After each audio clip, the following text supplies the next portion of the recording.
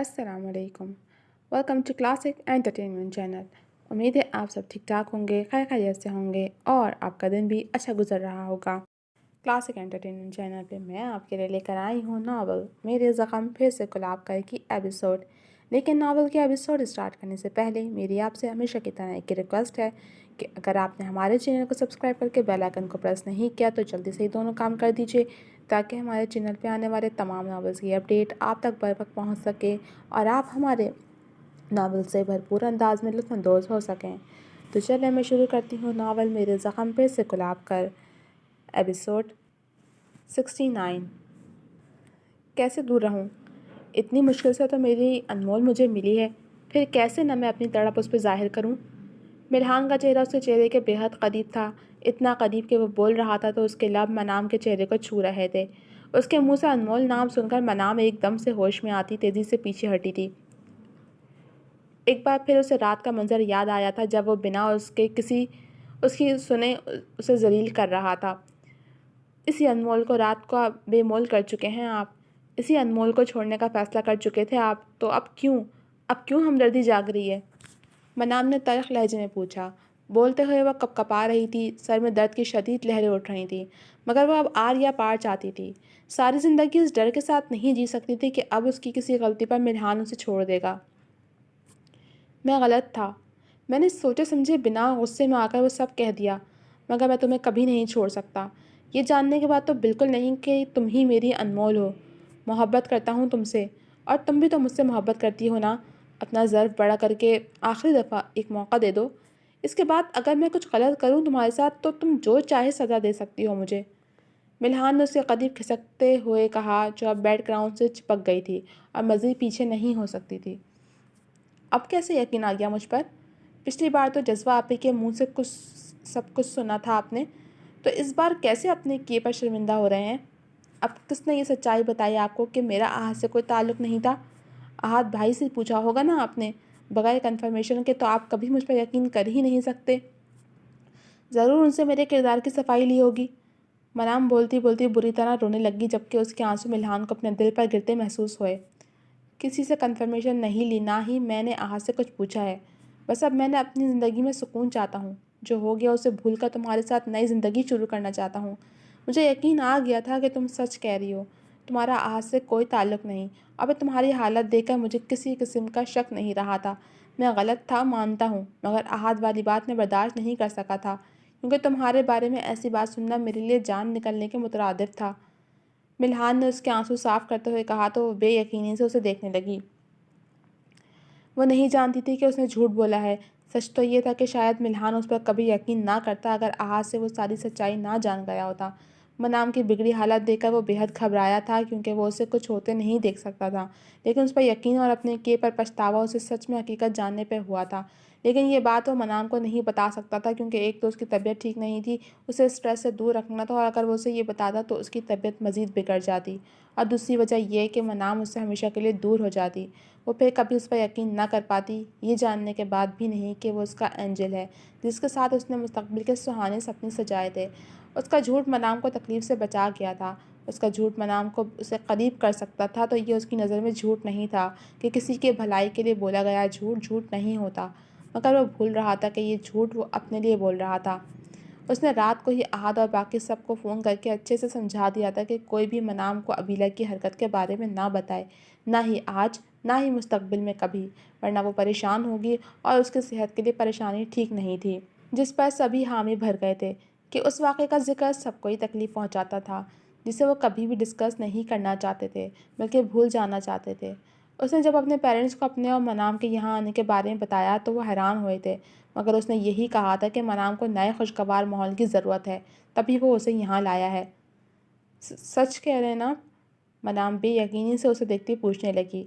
उसे बिल्कुल यकीन नहीं आया था कि मिल्हान ने बिना किसी सबूत के उस पर यकीन कर लिया। बिल्कुल सच। मिल्हान ने अब की बार उसे करीब करना चाहा तो बिना मज़ाहमत किए उसके हिसार में आन समाई, जिसमें मिल्हान ने सुकून भरा सांस लेते उसके सर को चूमा। उसने खुद से अहद किया था कि अब कभी ऐसा मौका नहीं आने देगा जब उनके दरमियान यूं बदमज़गी हो, बल्कि वो अब उसे सर आंखों पर बिठा कर रखेगा। आपने रात को मुझे बहुत हर्ट किया था एंजल। وہ آنکھیں موندے اذیت سے بولی تو ملحان نے ایک بار پھر اس کا سر چوما۔ آئی ایم سوری بیوی، ملحان نے دھیمے لہجے میں کہا۔ مجھے آپ کے لفظوں سے زیادہ آپ کی آخری بات سے تکلیف ہوئی تھی۔ منام نے ایک اور شکوہ کیا۔ آئی ایم سوری مائی لو۔ اپنا سابقہ عمل دہرا کر وہ ایک بار پھر معذرت کر رہا تھا۔ آپ نے میری اتنی محنت سے بنائی پینٹنگ توڑ دی۔ منام نے ایک اور شکوہ کیا۔ آئی ایم سوری، مگر اس کا صرف فریم ٹوٹا تھا، اسے میں ٹھیک کروا لوں گا۔ اس نے ایک بار پھر اس کا سر چوم کر کہا۔ آپ کی وجہ سے میں اتنا روئی، اتنا ہرٹ ہوئی۔ اب منام نے اب کی بار اس کے سینے سے سر اٹھا کر کہا۔ یہ یاد ہے، مگر جو اتنا پیار کیا تھا وہ یاد نہیں؟ ملحان نے معنی خیزی سے اس کی بھوری آنکھوں میں جھانک کر کہا تو منام کا چہرہ گلال ہونے لگا۔ جھوٹ، ایسا کچھ نہیں ہوا تھا۔ منام اس کی نظروں سے نروس ہوتی ہکلا گئی۔ یاد دلاؤں پھر؟ وہ اس کی ٹھوری کو محبت سے چھو کر بولا تو وہ تیزی سے اس کی آنکھوں پر ہاتھ رکھ گئی۔ ملحان کے یہ انداز اس کے لیے نئے تھے، تبھی وہ گھبرا رہی تھی، مگر وہ صرف ملحان ہی نہیں، اس کا اینجل بھی تھا جو اسے دیوانوں کی طرح چاہتا تھا۔ مجھے نیند آئی ہے، منام نے بہانہ بنایا۔ مگر مجھے نہیں آئی ہے، اور جب ہسبینڈ کو نیند نہیں آتی تو بیوی کو اس کے ساتھ جاگنا چاہیے، کمپنی دینے کے لیے۔ ملحان کا معنی خیز لہجہ اس کے ہوش اڑائے دے رہا تھا۔ اینجل پلیز، ابھی وہ بولنے ہی لگی تھی جب وہ اس کے منہ سے ایک بار پھر اینجل نام سنتا اسے جملہ مکمل کرنے سے روک گیا۔ اس کی گستاخی پر منام کی آنکھیں پھٹی کی پھٹی رہ گئیں اور ہاتھ اس کے سینے پر ساکت رہ گئے، مگر جھٹپٹائی تو وہ تب جب اس سے سانس لینا دو بار ہوا، جسے محسوس کر کے ملحان خود ہی اس سے الگ ہوا۔ ہم بہت ینگ دادا دادی بنیں گے، ملحان نے اس کے سرخ پڑتے گال کو سہلا کر کہا تو وہ شرم سے نظر چراتی اس کے سینے میں پناہ ڈھونڈنے لگی۔ مجھے معاف کر کے ایک موقع دینے کا بہت شکریہ منام، وعدہ کرتا ہوں کہ جب تک سانسیں ہیں تب تک تمہیں خوش رکھنے کی پوری کوشش کروں گا، لیکن ایک وعدہ مجھے بھی تم سے چاہیے۔ اس کو سامنے کر جا بجا اس کے چہرے کو اپنے لمس سے مہکاتے وہ بولا تو وہ سرخ پڑتی سوالیہ نگاہوں سے اسے دیکھنے لگی۔ جب تک تم زندہ رہو تم میرے نام سے جانی جاؤ گی، میں رہوں یا نہ رہوں تم بس میری ہی رہو گی، اینجل کے انمول، وعدہ کرو؟ ملحان نے کہا تو وہ ایک جھٹکے سے اس سے الگ ہوئی۔ اس کا سر دکھا مگر اسے پرواہ نہیں تھی، اس کے کانوں میں تو المیر کے فقرے گونجنے لگے تھے۔ اس نے بھی تو منام سے کہا تھا کہ وہ ہمیشہ اس کی رہے گی، مگر المیر مر گیا تھا اور اس نے ملحان سے شادی کر لی، اور اب ملحان بھی وہی سب کہہ رہا تھا۔ کیا ہوا منام؟ ملحان نے اس کے چہرے کی اڑی اڑی رنگت دیکھ کر پریشانی سے پوچھا۔ میں نے المیر سے وعدہ کیا تھا کہ میں کبھی کسی اور کو اپنی زندگی میں شامل نہیں کروں گی، ہمیشہ ان کی بیوی رہوں گی۔ میں نے اسے کیا وعدہ کیسے توڑ دیا؟ منام نے روتے ہوئے کہا تو ملحان نے لب بھینچے۔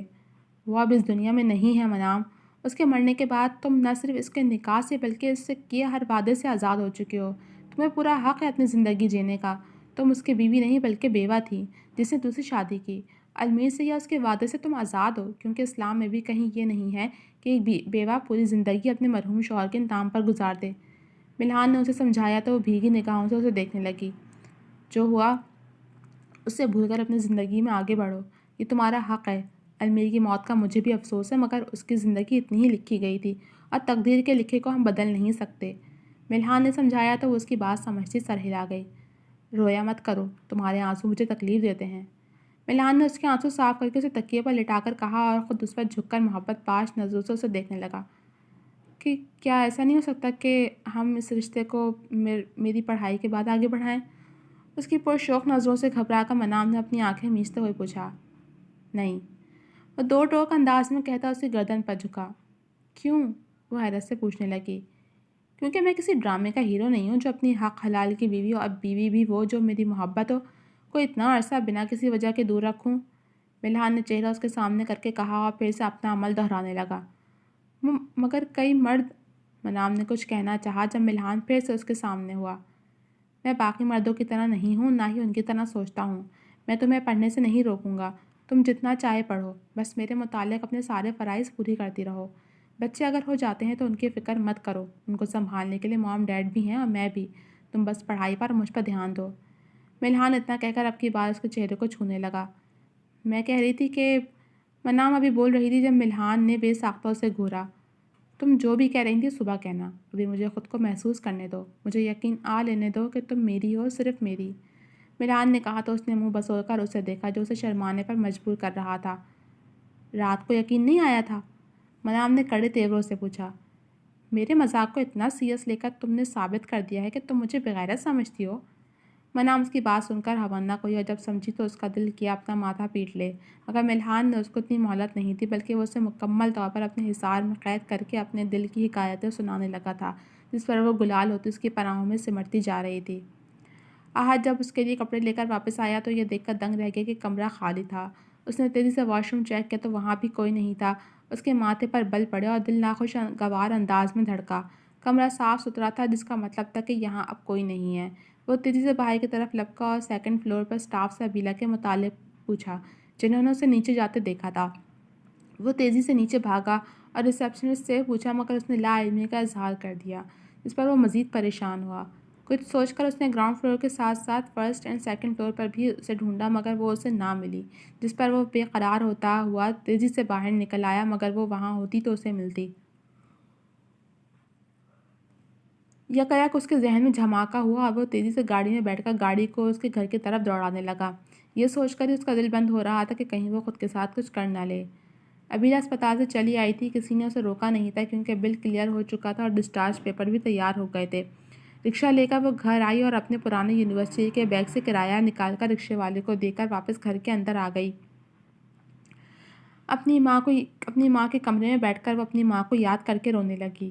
اس کا اس دنیا میں اب کوئی نہیں تھا اور جو کچھ احد اس کے ساتھ کر چکا تھا اب اسے احد پر اعتبار نہیں رہا تھا، نہ ہی وہ اسے کوئی موقع دینا چاہتی تھی۔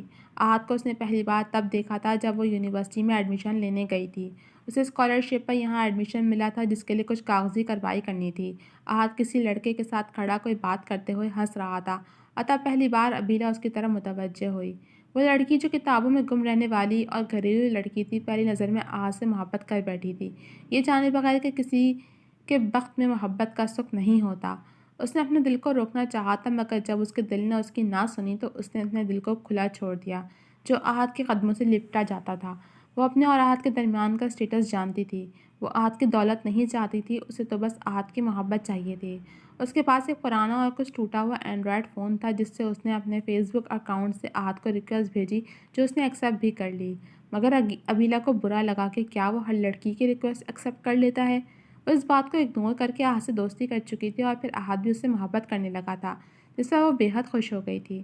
اس نے کبھی احد سے تحفے کی فرمائش نہ کی تھی، کیونکہ اسے مادی اشیاء سے محبت نہیں تھی، نہ ہی وہ احد سے کچھ مانگ کر اپنی عزت نفس کو ٹھیس پہنچانا چاہتی تھی۔ اور یوں ان کی بے غرض محبت بڑھتی گئی، مگر اس کا دل تب ٹوٹ کر چکنا چور ہوا جب احد نے کیفے میں اسے نہ پہچان کر اسے ذلیل کر دیا۔ اس دن اس کی امی کا ڈاکٹر کے ہاں چیک اپ تھا۔ انہیں اسپتال سے گھر چھوڑتے اور پھر کیفے میں آتے اسے بہت دیر ہو گئی تھی، مگر وہ تو احد کے لفظوں پر ہی سن رہ گئی تھی، ان لفظوں پر جو احد نے اس سے کہے تھے۔ وہ سوچ بھی نہیں سکتی تھی کہ اس کی محبت کا دم بھرنے والا احد ذاکر یوں اس کی توہین کرے گا۔ اسے تو وہ سب سے الگ لگا تھا، جو اس کی پرواہ کرتا تھا، اسے توجہ دیتا تھا اور سب سے بڑھ کر اس سے محبت کرتا تھا، مگر وہ غلطی پر تھی۔ وہ ایک امیر زادہ تھا اور وہ امیر زادہ بھی حسن پرست تھا۔ اس کے بعد اس نے احد سے امید لگانا چھوڑ دیا اور اسے بھولنے کی کوشش کرنے لگی، مگر احد نے اس کا پیچھا نہ چھوڑا بلکہ مسلسل اس کے پیچھے پڑا رہا۔ پہلے اس کو ذلیل کرتا رہا اور خود ہی اسے دوستی کر گیا، اور اس کے بعد جو کچھ ہوا وہ ابیلا کے لیے سہن کر پانا مشکل تھا، مگر اس نے کیا، لیکن اب اس کی بس ہو گئی تھی۔ یہ اب ابیلا کے لیے ناقابل برداشت تھا۔ وہ اس شخص کے پاس واپس نہیں جانا چاہتی تھی جو اسے کم تر سمجھتا تھا۔ وہ کیسے اس کے ساتھ زندگی گزار لیتی جس کے تلخ الفاظ اس کے کانوں میں ہر وقت گونجتے رہتے تھے، اور اب اس نے سوچ لیا تھا کہ وہ اب سب سے بہت دور چلی جائے گی، جہاں سے چاہ کر بھی احد یا کوئی اور اسے واپس نہیں لا سکتا تھا۔ جی تو جناب، کیسی لگی آپ کو ملحان اینڈ منام اسپیشل خوبصورت سی ایپیسوڈ؟ امید ہے پسند آئی ہوگی۔ کمنٹ سیکشن میں اپنی رائے کا اظہار ضرور کیجیے گا۔ جب ملوں گی آپ سے اگلے ایپیسوڈ کے ساتھ، تب تک کے لیے اجازت دیجیے۔ اللہ حافظ۔